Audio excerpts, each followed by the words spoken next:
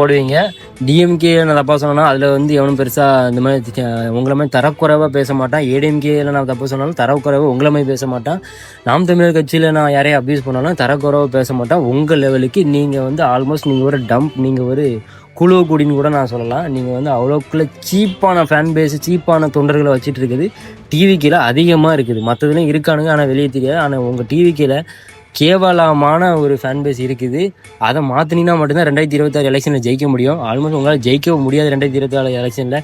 உங்களோட பல மடங்கு ஃபேன் பேஸ் வச்சுருந்த விஜயகாந்த் சேரால கூட ஜெயிக்க முடியல. புதுசாக வரவங்களுக்கு ஓட்டு கொடுக்குற தப்பே கிடையாது. யாருக்கு எப்படி கொடுக்கணுங்கிறத பார்த்து கொடுக்கணும். இங்கே யாரும் சூப்பர்மேன் கிடையாது, எல்லாரும் நார்மல் பீப்புள் தான். தோளில் குஞ்சு போட்டுட்டு ஆடிட்டு இருக்க வேண்டாம். எதை பேசினாலும் பார்த்து பகுத்தறிவோட ஒரு ஆர்கானிக்காக கொண்டு போங்க. எப்படி பேசணுங்கிற முதல்ல நல்லா படிச்சுங்க. டிவிக்கு நண்பர்களே, பார்க்கலாமா டிவிக்கு guys? Love you all, bye bye.